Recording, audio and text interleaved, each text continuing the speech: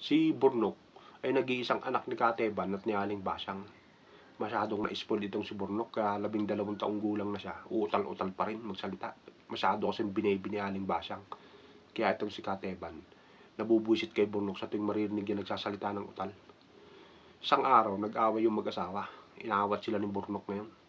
Tay, ang tabi ng titil ko, wag daw po kayo masyadong nagagalit at matama daw po yun. Dapat daw po lagi tayong mataya para malutog daw po tayo. Eh po, tragis kang bata ka, tanda mo na. Uutal-utal ka pa rin magsalita.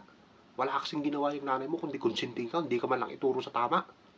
Ay naku, Teban, wag mong sisigawan yung anak ko. Sabi ni Aling Basang, galit din.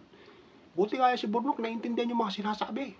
Ay yung kapatid mong si Mimi, edad 40 anyos na, hindi pa rin naiintindihan yung mga pinagsasabi. Eh wag na wag mo ikukumpara yung kapatid ko sa anak mo na yan. Sabi ni Kateban. Kasi yung si Mimi, pinanganak na biyak ang uso nun. Eh basta, sabi ni Aling Basang. Burnok, hanapin mo na yung walis at magwalis ka na. Para makapaglatag ng balik at maaga tayo matutulog at may pasok ka pa bukas. Ay sige po, Nay.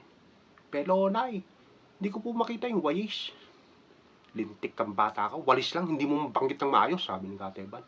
Pumasok ka dun sa loob, hanapin mo dun sa suyo.